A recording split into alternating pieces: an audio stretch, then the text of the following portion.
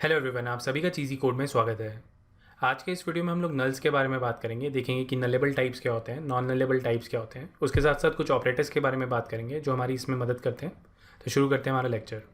तो अभी तक हम लोग इस तरीके से ऑब्जेक्ट्स बना रहे थे। ये हमारा स्ट्रिंग का ऑब्जेक्ट है, जेंडर नाम का। उसको यहाँ पर मैंने मेल असाइन किया है। आप इसको फीमेल या अदर्स भी असाइन कर सकते हो। बट कभी कभी ऐसा सिनेरियो होता है जिसमें मुझे पता नहीं होता कि इसकी क्या वैल्यू होनी चाहिए। तो उस केस में हम लोग इसको कोई वैल्यू असाइन नहीं कर पाते हैं। मतलब हमें पता ही नहीं है कि कौन सी वैल्यू है, तो हम असाइन नहीं कर पाएंगे। तो इसका एक एग्जांपल देता हूँ। तो सपोज़ मेरे पास एक फॉर्म है जिसमें मेरे पास एक जेंडर वाली फील्ड है। अब वो रिक्वायर्ड फील्ड नहीं है, मतलब मैं उसको बिना भरे भी आगे सबमिट कर सकता हूँ। तो उस समय पे मुझे पता नहीं होगा कि यूज़र का जेंडर होगा क्या, या तो वो मेल होगा, फीमेल होगा या अदर्स होगा। मतलब मुझे पता नहीं है कि इनमें से कौन सी वैल्यू है।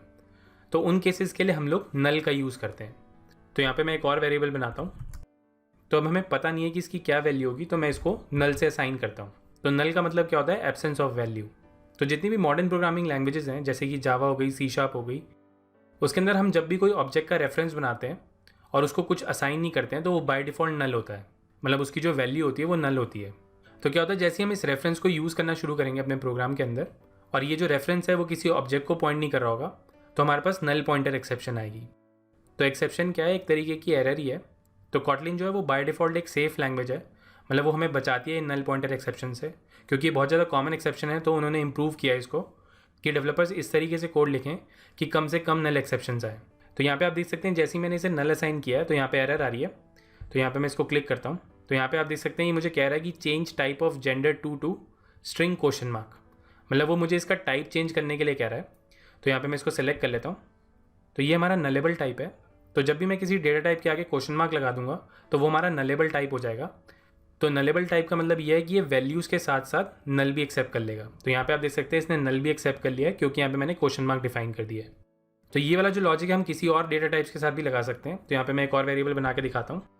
इसको मैं यहाँ पे बूलियन टाइप का बनाता हूँ और इसको मैं यहाँ पे नल असाइन करने की कोशिश करता हूँ।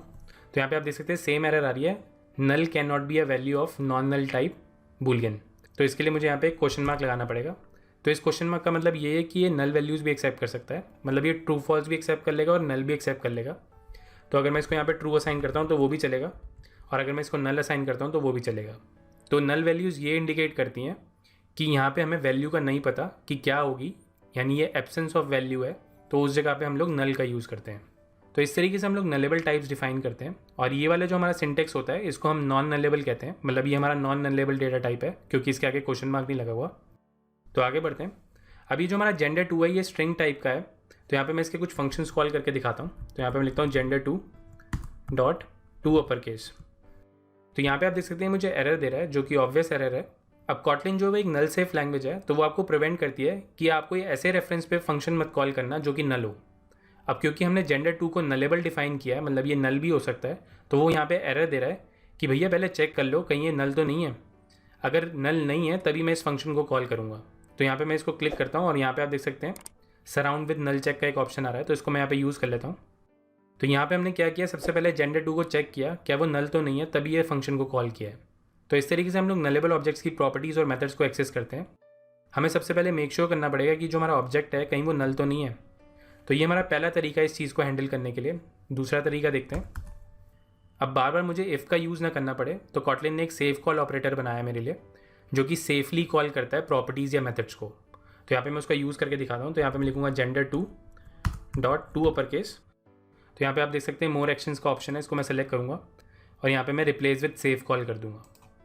तो ये हमारा सेफ कॉल ऑपरेटर है। तो ये क्या करता है, ये सबसे पहले चेक करता है ये जो ऑब्जेक्ट है ये नल तो नहीं है। अगर ये नल होगा तो ये फंक्शन कॉल नहीं करेगा, और अगर ये ऑब्जेक्ट जो है वो नॉट नल है तो इस फंक्शन को कॉल कर देगा। तो इन दोनों स्टेटमेंट के आगे मैं प्रिंट एल लगा देता हूँ। इनको प्रिंट करके देखेंगे क्या आता है। तो इसको रन करके दिखाता हूँ। तो यहाँ पे आप देख सकते हैं नल आया है, क्योंकि ये वाली जो स्टेटमेंट है हमारी एग्जीक्यूट नहीं हुई है, क्योंकि जो जेंडर टू था वो हमारा नल है। तो इसका जो आउटपुट है वो नल आया है। मतलब उसने चेक किया क्या ये ऑब्जेक्ट नल है, और ये ऑब्जेक्ट नल था, इसलिए उसने यहाँ पे नल प्रिंट कर दिया। तो इस तरीके से हम लोग सेफ कॉल ऑपरेटर का यूज़ करते हैं। तो आगे बढ़ते हैं। अब सपोज़ मुझे मल्टीपल स्टेटमेंट्स एग्जीक्यूट करनी है बाय मेकिंग श्योर कि जो मेरा ऑब्जेक्ट है वो नल तो नहीं है। मतलब अगर मेरा ऑब्जेक्ट नल नहीं है तो मैं मल्टीपल स्टेटमेंट्स एग्जीक्यूट करना चाहता हूँ। तो यहाँ पे मैं सेफ कॉल के साथ लेट का यूज़ करूँगा। तो यहाँ पे मैं इसको यूज़ करके दिखाता हूँ, जेंडर टू। तो यहाँ पे मैं सबसे पहले सेफ कॉल ऑपरेटर लगाऊंगा, उसके बाद यहाँ पे मैं लेट लिखूँगा। तो यहाँ पे आप देख सकते हैं मेरे पास ऑप्शन आ रहा है लेट का, तो मैं इसको सेलेक्ट कर लेता हूँ और यहाँ पे मैं मल्टीपल स्टेटमेंट एग्जीक्यूट कर सकता हूँ। println लाइन 1, उसके बाद मैं एक और println लगा के दिखाता हूँ और यहाँ पे मैं लिखूँगा लाइन 2। अब मुझे पता है कि इसके अंदर जो हमारा ऑब्जेक्ट आएगा gender2 का वो नॉट नल ही होगा, क्योंकि यहाँ पे हमने सेव कॉल ऑपरेटर यूज़ किया है। तो यहाँ पे मैं इसको डायरेक्टली एक्सेस कर सकता हूँ, $gender2 लिख दूंगा।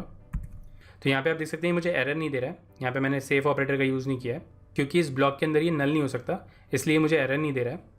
तो इस चीज़ को कन्वीनियंट बनाने के लिए Kotlin में एक और ऑप्शन है। तो लेट के अंदर में एक और चीज़ भी मिलती है ऑब्जेक्ट को एक्सेस करने के लिए। तो यहाँ पे मैं लिखता हूँ लाइन 3 और यहाँ पे मैं लिखूँगा $8। मतलब इस वाले स्कोप के अंदर ये हमारा जो इट वेरिएबल है वो gender2 को पॉइंट करता है। मतलब जिस ऑब्जेक्ट पे भी ये लेट कॉल होता है उसके आगे ये जो स्कोप होता है उसके अंदर ये जो इट वेरिएबल होता है उस ऑब्जेक्ट को ही पॉइंट करता है। तो यहाँ पे हमने gender2 पे कॉल किया है, तो इट जो है वो gender2 को पॉइंट कर रहा है।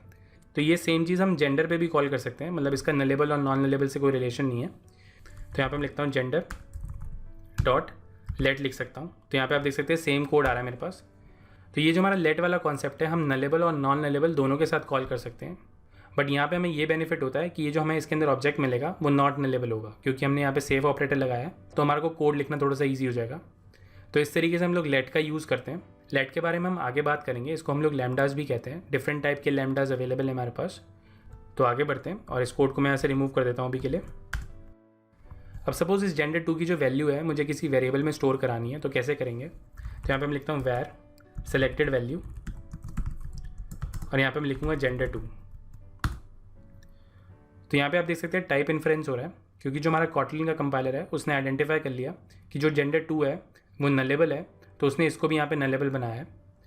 तो यहाँ पे मुझे कुछ ऐसा लॉजिक लिखना है कि अगर gender2 जो है वो मेरा नल है तो वो कोई डिफ़ॉल्ट वैल्यू ले ले, और अगर gender2 नल नहीं है तो वही वाली वैल्यू ले ले। मतलब अगर यूज़र ने कोई वैल्यू सेलेक्ट करी है तो वही वाली वैल्यू लेंगे, अगर यूज़र ने कोई वैल्यू सेलेक्ट नहीं करी है तो कोई डिफ़ॉल्ट वैल्यू ले लेते हैं। तो उसके लिए यहाँ पे मैं एक ऑपरेटर का यूज़ करूँगा जिसको हम लोग एल्वेस ऑपरेटर कहते हैं, और यहाँ पे मैं उसकी डिफ़ॉल्ट वैल्यू दूंगा। तो यहाँ पे मैं लिखूँगा NA मतलब नॉट अवेलेबल। तो यहाँ पे आप देख सकते हैं इसका जो डेटा टाइप है वो चेंज हो गया। तो ये ऑपरेटर क्या करता है, सबसे पहले चेक करेगा क्या gender2 नल है। अगर gender2 नल होगा तो वो ये वाली वैल्यू ले लेगा, और अगर gender2 नल नहीं होगा तो वही वाली वैल्यू लेगा, मतलब जो gender2 की वैल्यू है वही पास कर देगा। तो इस तरीके से हम लोग एल्वेस ऑपरेटर का यूज़ करते हैं। तो इसको हम लोग नल कोलिसिंग ऑपरेटर भी कहते हैं। तो आगे बढ़ते हैं और लास्ट ऑपरेटर के बारे में बात करते हैं। तो यहाँ पे मैं एक और वेरिएबल बनाता हूँ जिसमें मैं वैल्यू निकालूंगा, और यहाँ पे मैं gender2 का यूज़ करूँगा फिर से, और यहाँ पे मैं दोबारा से 2 अपर केस कॉल करता हूँ। तो इस वाली एरर पे हम लोग कोई और ऑपरेटर लगाते हैं इस बारी। तो यहाँ पे मैं मोर एक्शन पे क्लिक करता हूँ। तो यहाँ पे मैं इस वाले ऑपरेटर का यूज़ करूँगा इस बारी। तो यहाँ पे आप देख सकते हैं 2 एक्सक्लेमेशन मार्क है मेरे पास। तो ये वाला ऑपरेटर क्या कहता है कि अगर ऑब्जेक्ट जो है वो नॉन नल होगा तो मैं फंक्शन कॉल कर दूंगा, और अगर ये ऑब्जेक्ट जो है वो नल होगा तो मैं एरर थ्रो कर दूंगा, मतलब एक एक्सेप्शन रेज हो जाएगी कि ये ऑब्जेक्ट नल है। तो यहाँ पे हम असर्ट कर रहे हैं कि भैया कॉल कर दो, हमें मतलब नहीं है ऑब्जेक्ट जो है वो नल है कि नहीं, अगर नल होगा तो एरर आ जाएगी। तो इसलिए इसको हम नॉट नल असर्टेड ऑपरेटर कहते हैं, क्योंकि हमने असर्ट कर दिया है कि चाहे कुछ भी हो जाए फंक्शन कॉल कर दो। तो इस तरीके से हम लोग इस वाले ऑपरेटर का यूज़ करते हैं। तो मेक श्योर करें कि ये ऑपरेटर आप जब भी यूज़ करें जब आप श्योर हों कि ये ऑब्जेक्ट जो है वो नल नहीं होगा या आप चाहते हैं कि एरर आ जाए। तो ये था हमारा नॉट नल असर्टेड ऑपरेटर के बारे में। तो इसको रन करके दिखाते हैं। तो यहाँ पे आप देख सकते हैं नल पॉइंटर एक्सेप्शन आया है 19th लाइन पे, क्योंकि लाइन नंबर 19 पे हमने यहाँ पे असर्ट किया है कि भैया फंक्शन कॉल कर दो, बट यहाँ पे जो हमारा gender2 था वो नल था, इसलिए ये एक्सेप्शन आई है। तो इस तरीके से हम लोग नॉट नल असर्टेड ऑपरेटर का यूज़ करते हैं। मोस्ट ऑफ द केसेस में Kotlin का जो कंपाइलर है वो खुद से रेकमेंड करेगा कि कोई ऑपरेटर यूज़ कर लो, ये जो आपका टाइप है वो नलेबल है, तो वहाँ पे मेक श्योर करें कि कोई सही सा ऑपरेटर यूज़ करें। तो इस तरीके से Kotlin में नल सेफ्टी की जाती है। तो आई होप आपको ये समझ में आया होगा। तो आज के लिए इतना ही। अगर आपको ये वीडियो अच्छा लगा तो प्लीज़ लाइक करें। अगर अभी तक आपने हमें सब्सक्राइब नहीं किया है तो प्लीज़ सब्सक्राइब करें। Thank you for watching. आपका दिन शुभ हो। धन्यवाद।